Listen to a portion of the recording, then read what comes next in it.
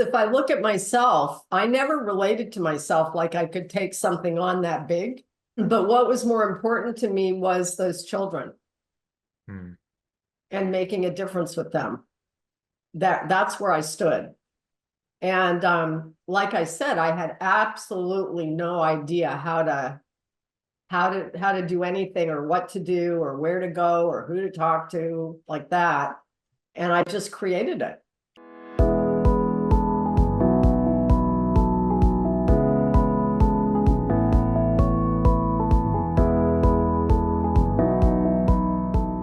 Hello and welcome, everyone. My name is Seamus Ford. I'm Landmark's Director of Community Engagement, and you're attending another episode of Landmark Difference Makers. And today we're going to be interviewing Juli and Arlene Levy of Cherish Our Children, a nonprofit committed to empowering children affected by trauma. Begun 31 years ago after the fall of the Cocescu Regime in Romania, when the world came to learn about the deplorable conditions of the state-run orphanages. Since then, Cherish Our Children has grown in its reach and impact, developing sustainable solutions that provide resources and tools for vulnerable children, particularly those with incarcerated parents, helping them thrive at home, in school, and within their communities. And really welcome to both of you. It's really wonderful to have you here. I said a bit about Cherish Our Children, but I would love to give you a chance just to say a little bit about yourself before we really get into our conversation. Juli, why don't you go ahead and just say a little bit? Okay, so hi everybody. My name is Juli Hall. I'm a communication program leader for Landmark, and I'll just say a little bit about how this got started.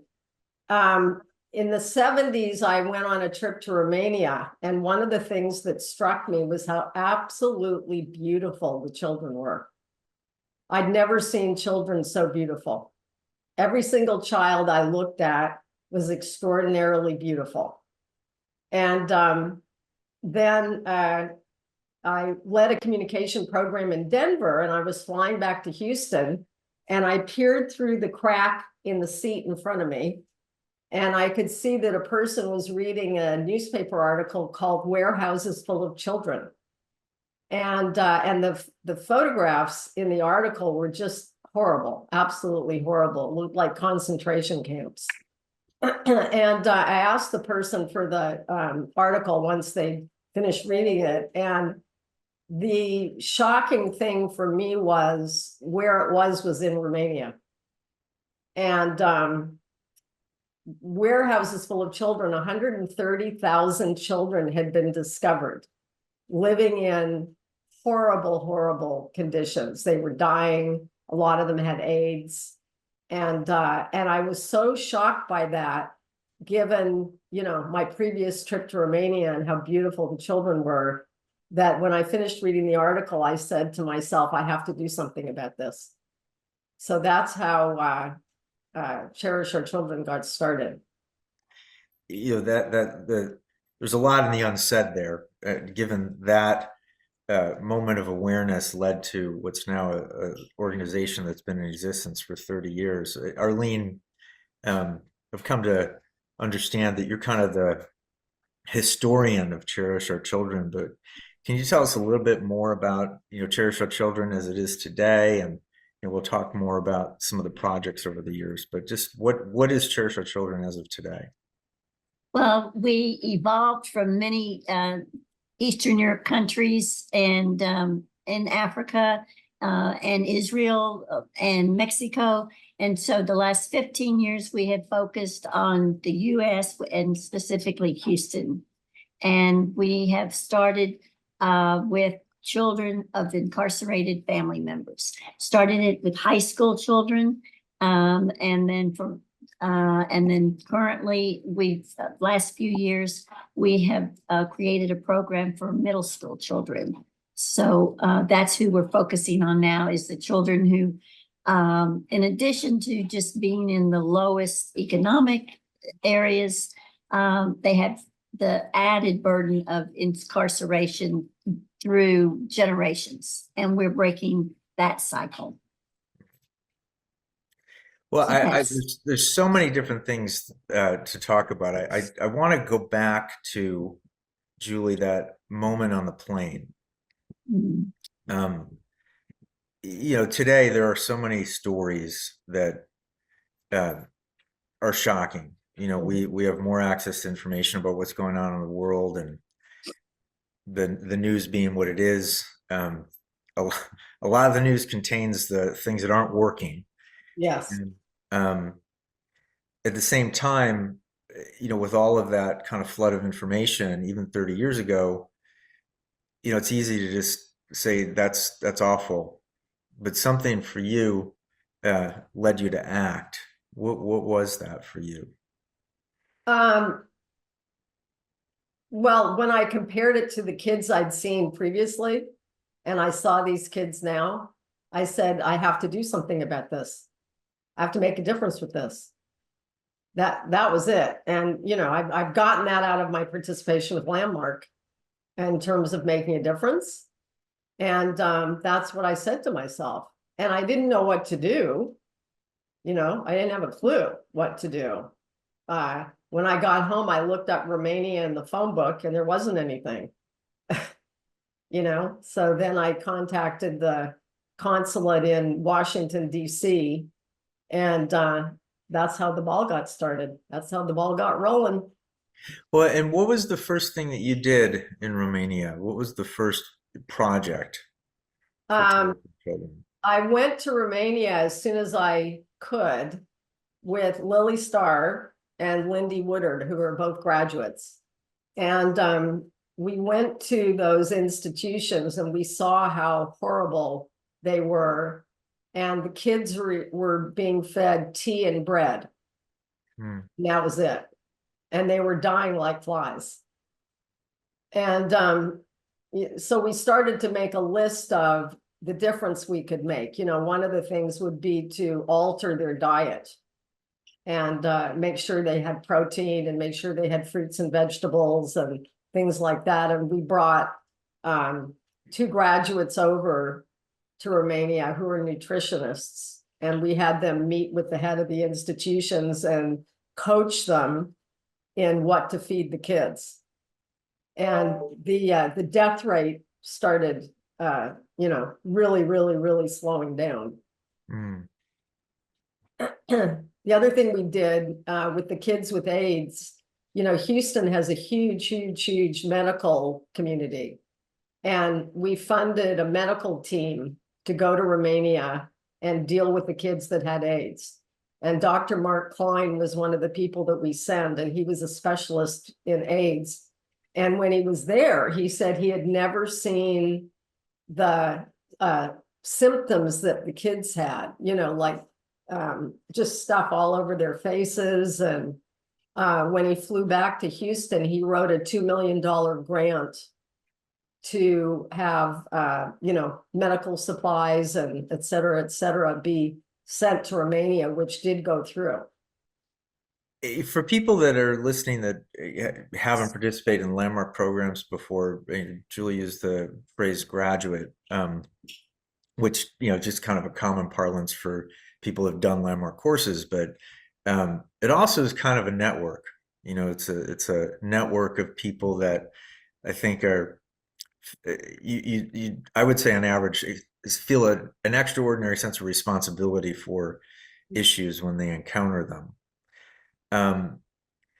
So Houston is a city of tremendous influence, and a $2 million grant is that's a very sizable grant. What did it take to get that? Yeah.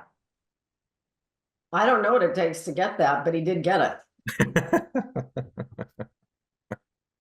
Well, but it also points to something, which is like when you see the thing I hear is that when you're motivated by this vision for making a difference, you make requests that you probably wouldn't make ordinarily. Absolutely. And I think part of it, Seamus, is he was so shocked with what he saw with the kids. I can't think of the word, but like not bruises, but cuts and things all over their faces, which he'd never seen before. in kids that had AIDS or adults that had AIDS. So the symptoms were very, very different there. And he was really shocked, really, really shocked. And that was one of the things that empowered him to write that grant, flying back. Mm. Arlene, you were, I understand, the first person that Julie called when she wanted to do something about this. What drew you into this? Well, it was a simple request. She was bringing the librarian who was with her doctor friend and in Romania when they discovered this horrible, horrible conditions that existed. And she brought this librarian, Cosmina, to the United States, to like 7 cities, including Vancouver, to speak to people. And so I agreed to have a home introduction for people to hear firsthand what was happening and what, and then what could we do? How could we help? So that was how I got involved immediately as one of the home introductions in Houston. And I always say very innocently, because then the next day, one of my guests who owned a huge venue here, Magic Island, said, I will donate everything. You can have an event to help raise money for these children. And that's how we started moving forward in order to, we had to start fundraising. But I mean, that's very interesting. You say a home introduction. I mean, it's a kind of a novel idea to have people over to your house to really have a dedicated conversation about what's going on. How would you say that produces an outcome compared to just getting on the phone and calling people or something like that? Well, at our house, it gave them firsthand to Cosmina, who, by the way, spoke no English. So we, of course, found an interpreter everywhere for her to be able to share her experiences. And it was important that they listened together, and people started brainstorming how could they participate. And that's how we started forming teams. When we found out we could have this big event, then it was a matter of, okay, well, we don't know how to do this. How do we do it and move forward? And teams was from day one how we made things happen, creating teams of people, which I will say is completely part of our training from Landmark. Well, there's something possible when you work in a team that is not, it just so far exceeds what people can do individually. You line up a bunch of people acting individually and what they produce and compare that to a team, what the team can produce. Yeah. How does that come into play in something like this, where you're out to, really deal with a challenge on the other side of the planet? That was the most natural structure that she would be looking at, and that's how we got started. I just started following the whole same structure as in the whole area of teams. That was it. And I will just say, when I started creating teams around the country, again, I was participating at the time in team management leadership program, and I met people around the country in many cities, and they became my team leaders to create events to have the different Romanian royalty and then Yugoslavian princess royalty as our guests of honor, as our fundraising events, all based on teams created together. So, this is 30 years ago, 30 years ago. And now Cherish Our Children's still going. So, at some point, the crisis that Cherish Our Children was started to make a difference with completed. There you are, having marshaled all these resources. What was the next thing in your mind? Well, when we did a lot of projects in Romania, We got the kids out of the institutions into family style homes. Like I said, we altered their diet so they weren't dying like flies. We brought over a medical team, as I mentioned, to take care of the kids that had AIDS. So we did a lot in Romania. And once we saw that things were heading in the right direction there, the other place that showed up was Bosnia. And, Bosnia had just been in a war.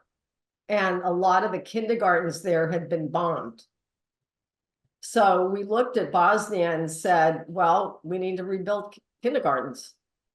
That's what we did there. And then, we did do that. And the kids now had some place to go to school and be educated. And then we looked at Kenya. And Kenya, there was a lot of orphans in Kenya, and we funded an orphanage in Kenya. And I could go on and on and on about what we did in Mexico, what we did in Israel, what we did in Ghana, et cetera. And then back to Yugoslavia, Serbia. Yeah. Serbia. Well, what I'm curious about is,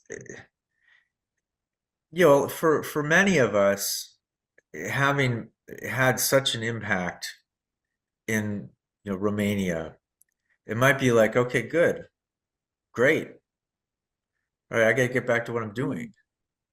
But that's quite like, from what you said, that's not how it went. No. Why? Well, the mission of Children in the World in the beginning was to deal with kids that were in deplorable situations.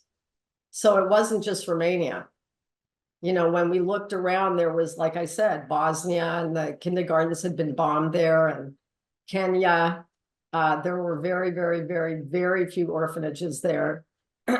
Israel, we created a program called Bridge to Peace, where we had Palestinian kids and Israeli kids playing soccer together, which was unheard of.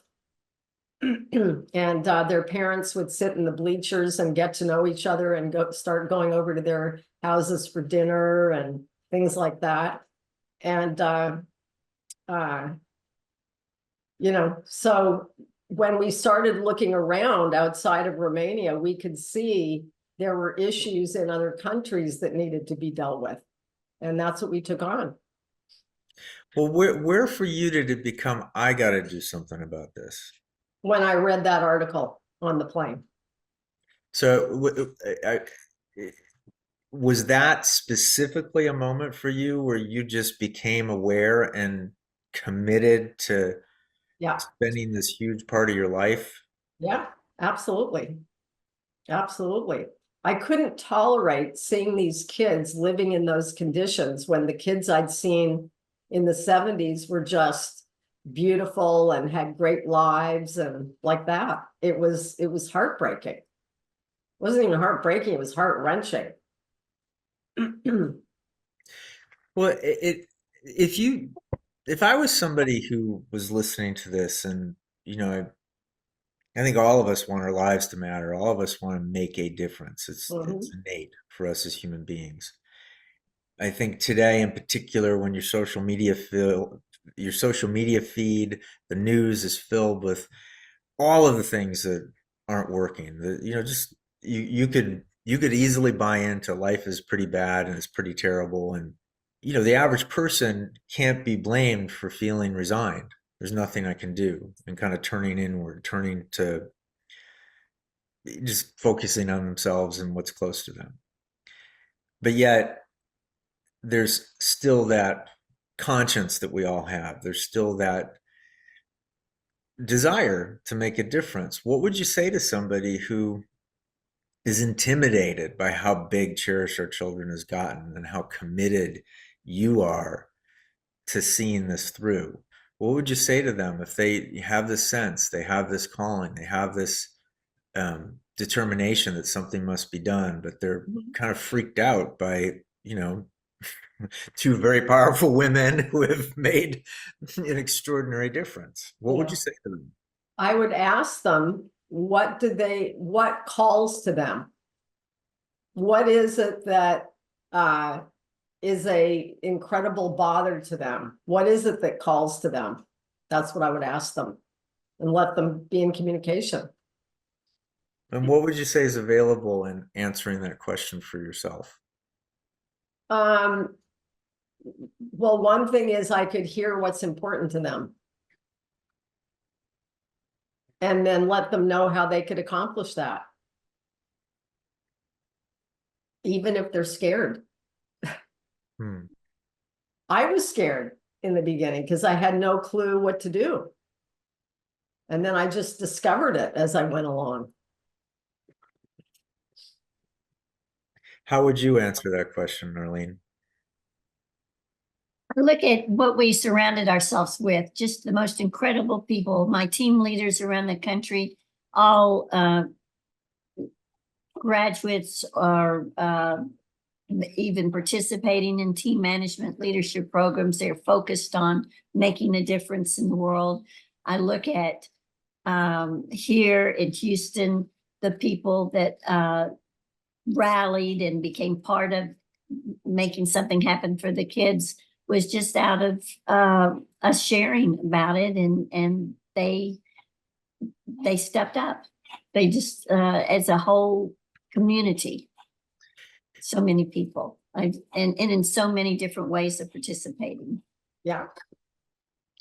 Would you say the impression I get is that in a way, people are just waiting for somebody to come and ask them personally to get involved? Would you say that's true in your experience? Not necessarily. Okay. Not necessarily. That's a possibility, but not necessarily. But when you're going out to make requests of people to be involved, how do you relate to them? Like making a difference is important to them. Okay, well, that's kind of what I meant by that. It's sort of, if somebody approaches us about the opportunity to make a difference, it's not necessarily, but I think, many people just have to deal with, I'm being asked, me is being asked. It's not a text, it's not a, billboard. Somebody's actually asking me to be involved. And I think that, maybe that's something that, going back to the people that might be intimidated by what Cherish Our Children has accomplished, might not want to ask people to be involved for all of the concerns that they may, all the considerations we always have when we're making requests of people, right? Yeah. Yeah. Well, let's flash into the present. Here Cherish Our Children is, you guys actually have given it away, so to speak. What is Cherish Our Children today? And what's at its core that it is now a self-sustaining going concern? The body of people that are, supporting it, and how it's supported financially. Well, the program that we have going now is called the GEMS program, Gaining Empowerment for Middle School Kids. And it's actually in schools, and it's for middle school kids who have a very, very, very close family member incarcerated, like a parent or a sibling or an aunt or an uncle or a grandparent. And the program, first of all, gives them an opportunity to communicate, because they don't have that. They're bullied, they're made fun of, and they suppress all of that. So it gives them an opportunity to be in communication in an environment where there are other kids in the same situation. And then they're empowered to do really well in school and not have a close family member who's incarcerated have an impact in their lives. Because it really doesn't, it really doesn't. And 83% of all kids who have a close family member incarcerated end up in prison themselves. 83%. Hmm. So we're out to stop that. And the program intervenes in that in terms of them ending up in prison. And so that's the program that we've got going right now. We started in 2 schools. We're now in 7 schools, and we'll keep expanding. It's focused on middle school students as opposed to high school students. Yeah. Is a particular strategy behind that? Well, we supported a program for a number of years called No More Victims, which was for high school kids that had a parent that was incarcerated.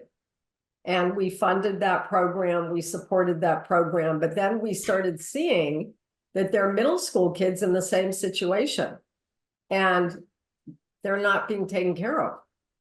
So that's why we switched to middle school kids. Hmm. Well, how long has this been going? Are there, well, actually, my question is what's a particularly inspiring outcome that's been produced by GEMS? Well, one is that we started in 2 schools and we're now in 7. That's one. And the other is the kids are doing well. They're doing well in school. They're in communication about what it's like to have a close family member incarcerated, like that. And what's predictable is they will not end up in prison. That's what's predictable. Hmm. How many middle schoolers are now involved in the program? Arlene, do you know the answer to that? I'm going to say right around between 80 and 100 right now. Hmm. And this is strictly an extra program that the school makes room for, and they want to have us there. And it's still difficult in scheduling in many schools. But one of the outcomes is we've reached out in the community. So we've gotten scholarships that they could go to a summer camp right outside of Houston. We take them on field trips to things that they would definitely not, most likely never see, which was NASA one year and the Holocaust Museum. So these are children mainly Black and Latin American, and it's just not something that it's outside of their world. So it's really giving them access to more than just what they know every day, and they really love learning about other, new and other people. So there's a not hypothesis, but it's just a fact that nobody aspires to a possibility that never occurred to them. And you talk about exposing kids to these possibilities. Why in your view is that a critical piece?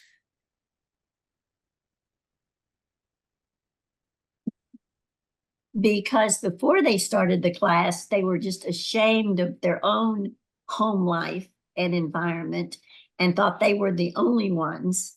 And first of all, they get to see that they're not the only ones and that there are tools to deal with their life problems and school problems and family.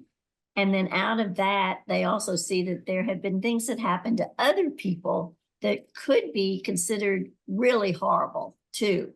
So it gives them a whole different perspective, a bigger perspective of what's possible. I want to go back for a moment, to our hypothetical person who's listening to this, wanting to, make some kind of difference, and they're intimidated by these 2 powerful women having accomplished all this.